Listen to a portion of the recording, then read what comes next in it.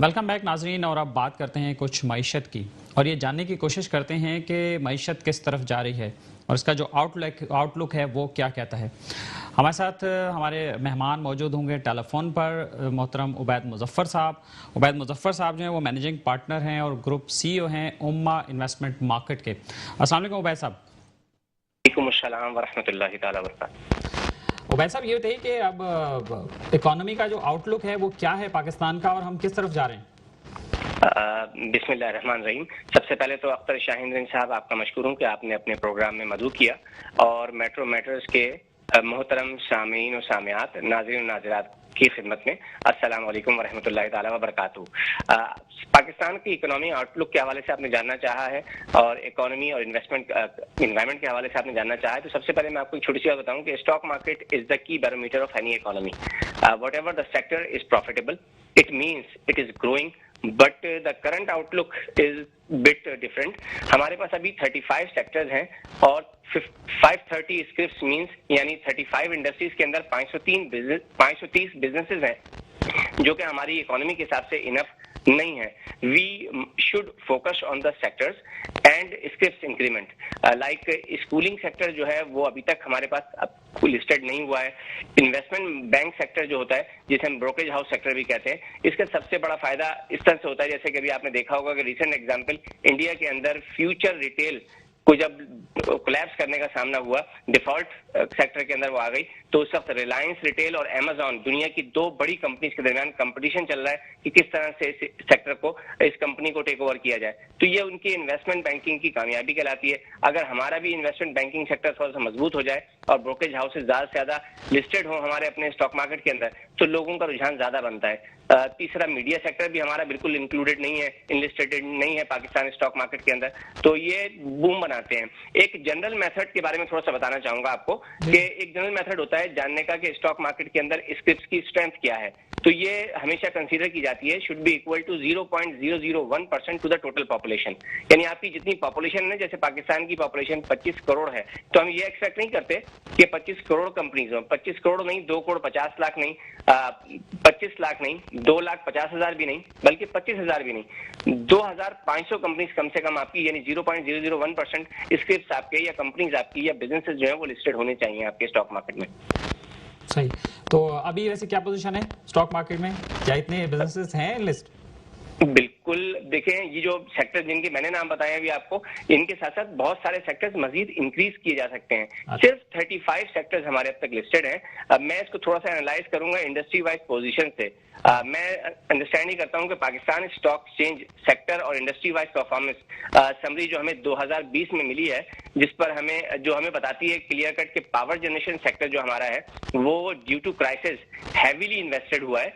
So we should expect more as a researcher in the coming year, क्योंकि power generation में यकीनन अभी मजीद growth आने का बहुत चांस बाकी है। इसीलिए ये 2020 में भी नंबर 1 रहा है इन्वेस्टमेंट के हवाले से। लोगों ने सबसे ज्यादा इन्वेस्टमेंट इस सेक्टर में की है। उसके बाद जो सबसे ज्यादा कह लीजिए कि टॉप पे रहा है वो है नंबर 2 पे टेक्नोलॉजी सेक्टर, जो कि आपको इसकी बेसिक से एग्जांपल इससे भी पता चल जाती है कि सिस्टम्स लिमिटेड, नेटसोल टेक्नोलॉजी और एवेंसियन, इन 3 कंपनीज ने बेहतरीन मुनाफा कमाया है और बहुत अच्छा रिकॉर्ड मुनाफा कमाया और बहुत अच्छे रिजल्ट शो किए हैं। तो सेकंड पे जो हमारा सेक्टर इस वक्त 2020 के अंदर रहा है परफॉर्मेंस समरी के हिसाब से, जो कि पाकिस्तान स्टॉक एक्सचेंज ने इशू की है, वो टेक्नोलॉजी सेक्टर रहा है। थर्ड पे हमारा food and personal care sector रहा है। फोर्थ पे हमारा सीमेंट नंबर 4 पे रहा है। Reason why, because cement sector is in number 4 requires. अब जो मुझे नजर आता है क्योंकि राइट नाउ सिचुएशन बहुत ज्यादा इसकी थोड़ी सी जरा गंभीर भी हो रही है, क्योंकि बहुत ज्यादा इसके अंदर डिफॉल्ट आइटम्स भी आ रहे हैं, तो इस वजह से मुझे लगता है कि cement sector mergers and acquisition की तरफ जाएगा। अच्छा, ये बताइए कि आपने सीमेंट सेक्टर की बात की, तो सीमेंट सेक्टर और एनर्जी सेक्टर के हवाले से जो पाकिस्तान स्टॉक एक्सचेंज की वेबसाइट है और समरी जो उन्होंने सेक्टर वाइज शेयर की हुई है, उसमें कुछ कंपनीज डिफॉल्ट भी कर रही हैं, डिफॉल्ट शो हो रही है। इसका क्या मतलब है? खासतौर पे सीमेंट की जो 3 कंपनीज हैं, बड़े बड़े नाम है, वो डिफॉल्ट शो कर रही हैं। ये ऐसा क्यों हो रहा है? बिल्कुल सही फरमाया आपने। दरअसल there are 2 types of defaulted scripts और बिजनेसेस। मेजर डिफॉल्ट और माइनर डिफॉल्ट, यानी दो टाइप के डिफॉल्ट्स होते हैं, या तो मेजर डिफॉल्ट होता है या माइनर डिफॉल्ट होता है।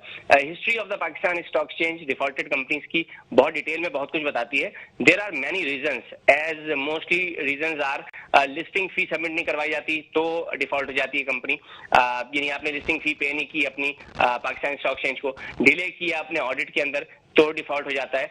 एनुअल जनरल मीटिंग जो है वो डेट आपने अनाउंस की और उसके अंदर डिले कर दिया तो भी डिफॉल्ट हो जाता है। डिविडेंड आपने अनाउंस किया लेकिन आपने पे नहीं किया, उस पर डिफॉल्ट हो जाता है। There are many criterias of Pakistan stock exchange. After rectifying these minor issues you can reenable your stock as well, और क्लियर कर सकते हैं आप अपने आप को डिफॉल्ट लिस्ट से। आप जिन 3 स्टॉक्स की बात करना चाह रहे हैं आई थिंक वो है सीमेंट सेक्टर से मुताल्लिक, और सीमेंट सेक्टर में आई थिंक जो मेरा व्यू है, Dada Bhai cement, Dandot cement and flying cement जो है, रील पाक सीमेंट जो है, रील पाक सीमेंट जो है, ये इस वक्त शो हो रहे हैं इस वक्त डिफॉल्टेड अकाउंट के अंदर। मैं इसके अंदर सबसे पहले तो रोशनी डालना चाहूंगा थोड़ा सा इस मौजूद के ऊपर कि दादा भाई सीमेंट मुझे लगता है कि ये कंप्लीटली और कई एंगल से, कई रीजन से लॉजिकली डिफॉल्ट मुकम्मल तौर पे हो चुका है, जिसका आई थिंक हम उसको मेजर डिफॉल्ट में ही लेंगे। और जो बाकी 2 कंपनी है इनको किसी हद तक माइनर डिफॉल्ट में लेते हुए अगर कोई चीज तब्दील होती है, जैसे कि मैं अगर मिसाल दूं आपको विद रेफरेंस टू दी आजादो शुमार, यानी जो नंबर्स बता रहे हैं नाउ, दादा भाई सीमेंट सिर्फ 2007 में राइट शेयर इशू किए थे, उसके बाद से ये डिफॉल्ट काउंटर में चला गया और उसके चला गया था। उसके बाद ये डिफॉल्ट काउंटर से मतलब ये है कि इसके बाद में ना दादा भाई सीमेंट ने कोई प्रोडक्शन नहीं की। अच्छा, अब जो डिफॉल्ट क्लॉज इस पर लागू हो रहा है, जो उस पर डिफॉल्ट क्लॉज लगी हुई है as per Pakistan stock exchange, वो है 5.11.1b, यानी 5.11.1b जो है, जिसका मतलब ये है कि क्लॉज की डिटेल ये बता रही है मुझे, जो कुछ मुझे समझ में आ रहा है कि क्लॉज कहता है कि suspended commercial production business operations in its principal lines of business for continuation period of 1 year. Then इस पर क्लॉज सी भी लगा दिया गया है जो कि ऑलरेडी इसको मजीद प्रॉब्लम में कर देगा। क्लॉज सी ये बताती भी लगा हुआ है जिसपे जो कुछ जो हमें अंदाजा होता है इसको देखकर कि दादा भाई सीमेंट फेल्ड हुआ है होल्ड करने में एनुअल जनरल मीटिंग को। देन दादा भाई सीमेंट पर क्लॉज डी भी लगा हुआ है जो कि इसको मजीद खतरनाक कर देता है, जो ये कहता है कि fail to submit annual audit accounts for the immediately proceeding financial year as per law.